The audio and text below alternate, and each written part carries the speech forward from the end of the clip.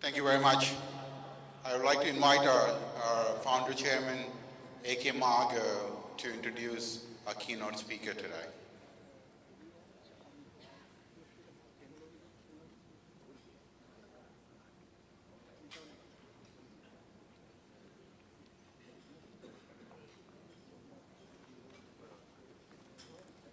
Thank you, Mahesh. We have a little change of plans because the senator has to catch flight. So I'm going to make the shortest intro I have ever done. Ladies and gentlemen, here I present to you the 34th senator from the state of Texas, Senator Ted Cruz.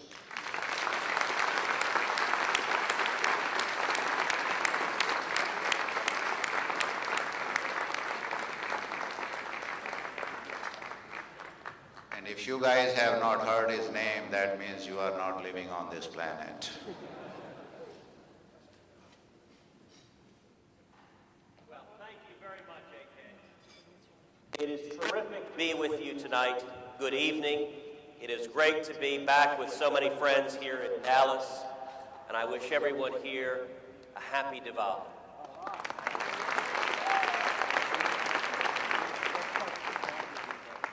I will do my very best to speak for less than 21 hours.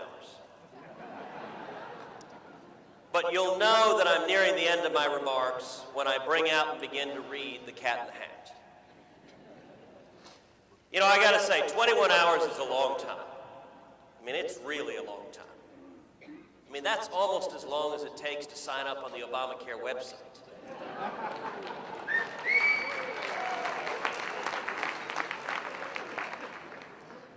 You know, there are times when you're in the midst of a battle, and it can seem that what's swarming around you is everything in the whole world. And it's times like that that children bring you crashing down to earth. 2 weeks ago, my wife Heidi and our two little girls, Caroline and Catherine, were up in D.C. And on a Sunday afternoon, we drove down to Mount Vernon. And Caroline's 5, Catherine just turned 3. Caroline asked her little sister, she said, "Catherine, what do you want to do when you grow up?" And Catherine said, "I want to work in the U.S. Senate. I want to work with Daddy." And Caroline said, "That's boring. We're going to be rock stars." And then she tossed in the zinger. She said, "Besides, Daddy will be dead by then." That's a true story. That was a real conversation. I'm sitting there driving. I have to admit, I wondered if Caroline had been speaking with Republican leadership. If she somehow knew something I didn't know. It is really a pleasure to join you all this evening. What I'd like to talk to you about tonight is two things: growth and opportunity. My number one priority since beginning to serve in the United States Senate earlier this year, every single day, is restoring economic growth. I thought what Sunil said was very interesting for the chamber. That growth may not solve everything, but without growth, we can't solve anything. And you know what? That's true for the chamber, but that is every bit as true for our nation. Growth is foundational to every other challenge we have. If you want to turn around unemployment, you got to have growth. If you want to turn around our unsustainable deficits and debt, you got to have growth. If you want to maintain the strongest military in the world to protect our national security, you've got to have growth. During the last 4 years, our economy has grown on average 0.9% a year. What we're doing right now isn't working. There's only one other period since World War II of 4 consecutive years of less than 1% GDP growth. That was 1979 to 1982. That was coming out of the Jimmy Carter administration. And it was the same failed economic policies. It was out of control spending and taxes and regulation. And it quite simply doesn't work. It produces the exact same economic stagnation that we are suffering through today. So how do you turn things around? Well, the nice thing is, We don't have to reinvent the wheel. We've done this before. In 1981, a very, very different president came into office in the United States. Ronald Reagan, like Barack Obama, inherited an economy that was in lousy shape. Double-digit unemployment, 22% interest rates, gas lines going around the block, stagflation. And Reagan implemented policies the exact opposite of those that have been implemented in this administration. Instead of jacking up taxes by $1.7 trillion, Reagan cut taxes and simplified the tax code. Instead of exploding the growth of government spending and our national debt, Reagan restrained the growth of government spending. And instead of unleashing regulators like locusts to destroy small businesses, Reagan restrained regulation. And what happened was some of the most incredible economic growth this country has ever seen. By the fourth year of Reagan's presidency, 1984, anyone know what the rate of growth was? 7.2%. Let's put that in real terms. If President Obama, coming into office, inheriting the same lousy economy Ronald Reagan did, had implemented the same economic policies Ronald Reagan did, and if the same economic growth had resulted, by today, we would have an additional 7 million new jobs. That's the equivalent of taking every single unemployed person in 46 of the 50 states and finding a new job for each and every one of them. How do we do that? We go back to what works. Fundamental tax reform, simplifying the tax code, and regulatory reform. And the most important regulatory reform we can do is to repeal every single word of Obamacare.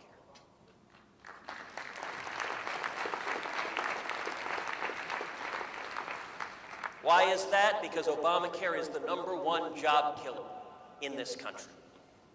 You know, in the 10 months I've been in office, I've spent a lot of time traveling the state of Texas, listening to Texans, doing town halls, doing round tables. We've done over 75 throughout the state.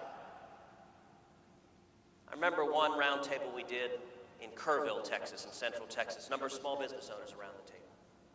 And I asked each of them, I said, go around the table, introduce yourself, and share something that is weighing on your heart, something that is concerning you, that's keeping you up at night. Over half the small business owners around the table described Obamacare as the single biggest challenge their business was facing. One of the individuals in whose restaurant we were meeting, he described how he has a great opportunity to expand his business, to double the size of his business.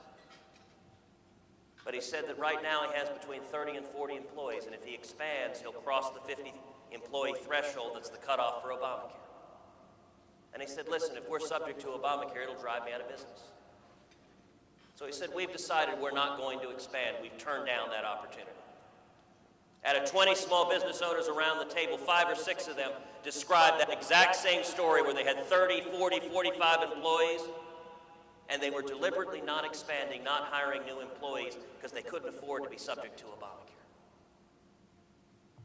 Another woman around the table who owns several fast food franchises, fried chicken restaurants. She unfortunately was already over 50 employees.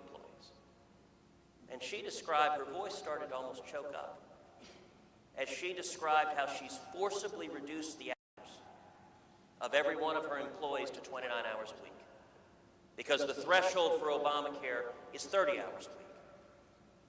And she said, listen, many of these employees have been with us 10, 20 years. They're single moms, they're struggling, and they can't feed their kids on 29 hours a week. But they can't feed their kids if I go out of business either. That's happening all over this state. It doesn't matter what part of the state you're in. You hear that in East Texas, West Texas, North Texas, or down in the valley. And we just discovered this week that over 2 million Americans right now are getting notifications in the mail that their health care is being canceled because of Obamacare. Over 2 million. Right now, more people have lost their health care because of Obamacare than have signed up for Obamacare. First day Obamacare was online, anyone know how many people signed up nationally? 6. You know, Saturday Night Live did a skit making fun of it. This is before this was public. And they had a fake Kathleen Sebelius get up and say, well, the problem is the website was just designed for 6 people. It turns out Saturday Night Live has a mole inside the White House. They got the number exactly right. Over 2 million people. Some people say, why are you fighting so hard to stop Obamacare? I got to tell you, when you travel the state of Texas and you see people, you see women and men, they come up to you, they grab you by the shoulder. They look at you and they say, Ted, please. You talk to women who are dealing with lung cancer, single dads who have children with diabetes and serious health issues, and they say, I'm losing my health care. Please help. This thing isn't working. And we need to get economic growth back. Now let me say 2 other things about economic growth. I want to talk about international trade and immigration. International trade is a tremendous engine for economic growth. Last year, the United States and India had $92 billion in trade. I read just recently a terrific op-ed the Indian ambassador to the United States wrote in the Wall Street Journal, calling for exporting liquid natural gas to India. She was exactly right, and we need to go down that road and do exactly that. Secondly, immigration. Immigration is critical to economic growth. And there is no greater advocate of legal immigration in the United States Senate than I am. Now, you probably don't know that if you simply watch the TV news or read the Dallas Morning News. Somehow they don't cover that. But in my view, there's wide bipartisan agreement that we need to secure the border and stop the problem of illegal immigration. And we need to improve and streamline our legal immigration system so we remain a nation that doesn't just welcome, that celebrates legal immigrants. In the Senate Judiciary Committee, I introduced a number of amendments, one of which concerned H-1B visas, temporary high-skilled workers.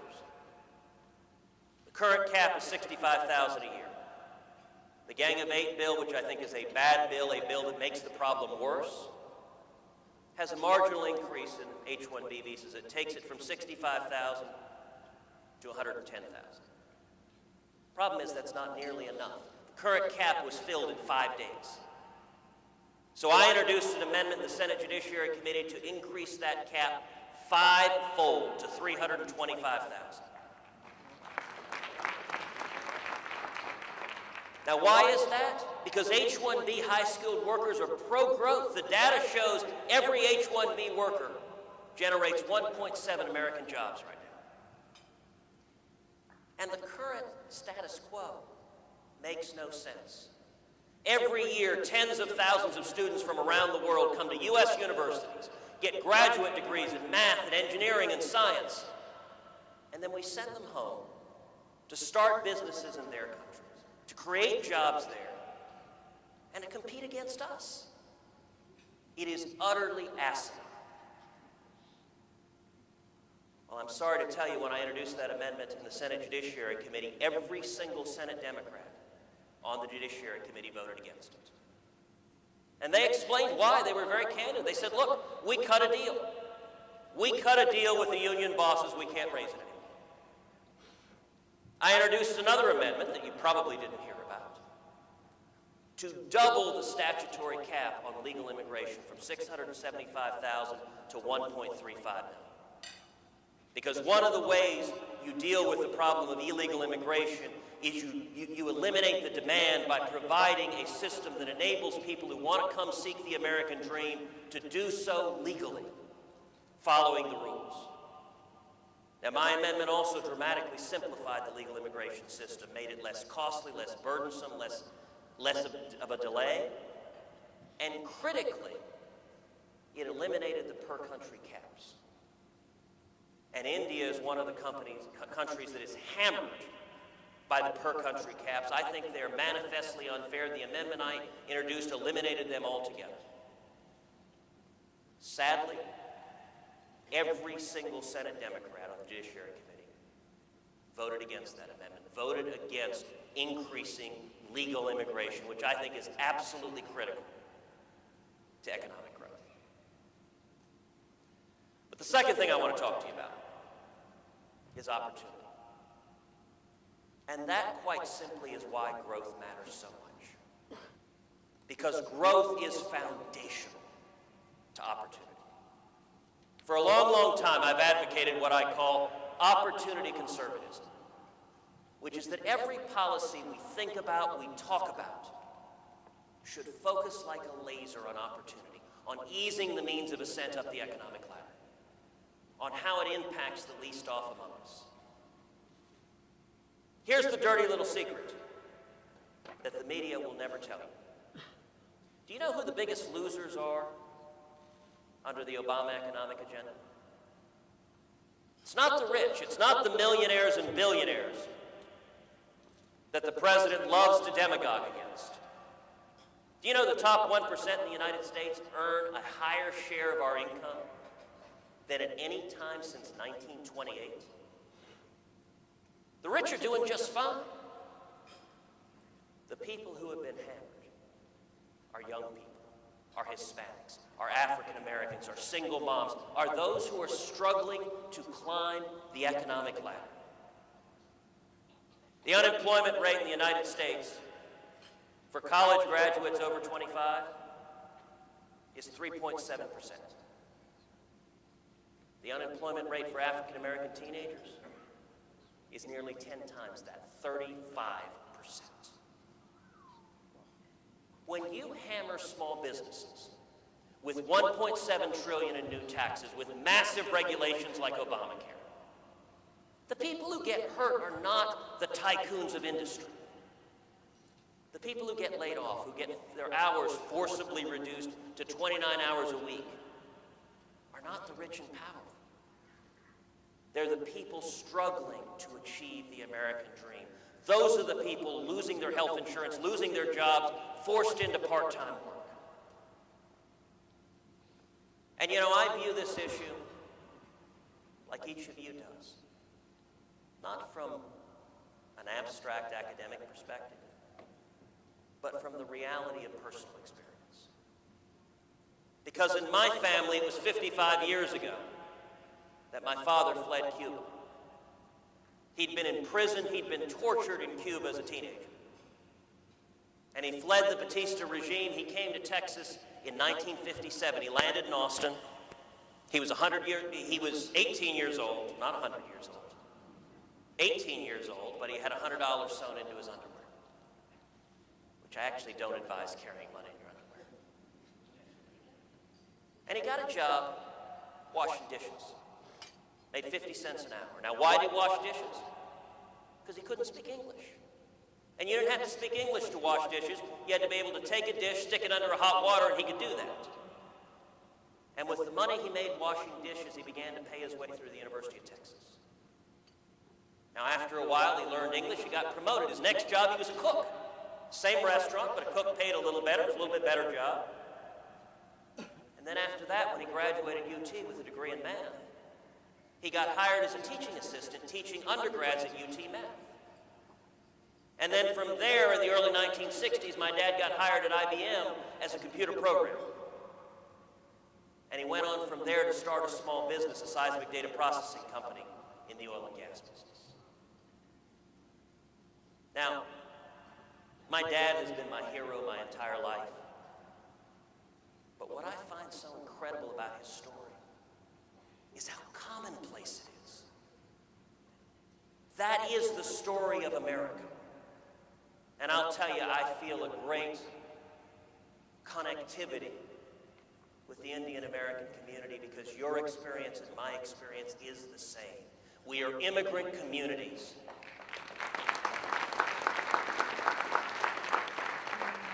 we are the children of those who have risked everything for freedom and for the American dream. You know, if my dad were a new immigrant today, washing dishes today, he would be one of the people laid off because of Obamacare. He would be one of the people whose hours would be forcibly reduced to 29 hours a week because of Obamacare. He would be one of the people losing his health insurance because of Obamacare. And you know what? If he doesn't have that first job washing dishes, he doesn't get that second job, or the third job, or the fourth job, or the fifth job. You know, one of the saddest things as you look at the generation of young people coming out of school right now, when you have 4 consecutive years where the average growth is less than 1%, you know, I'm reminded Jay Leno told a joke during the last presidential campaign. He said, so President Obama is targeting first-time voters. Well, of course he is. The second-time voters have all graduated. They can't find a job.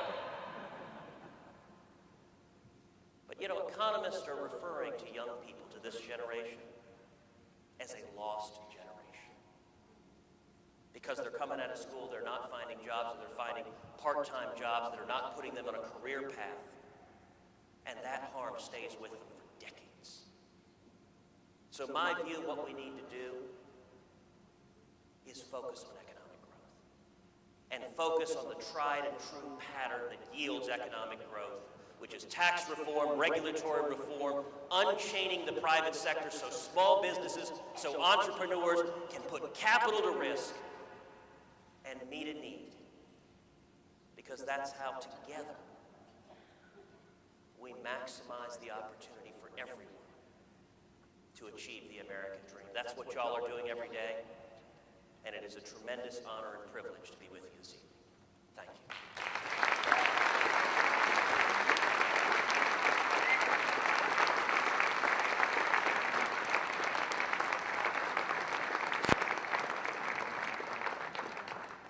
Please join me again in giving another round of applause to Senator Cruz, the future President of the United States.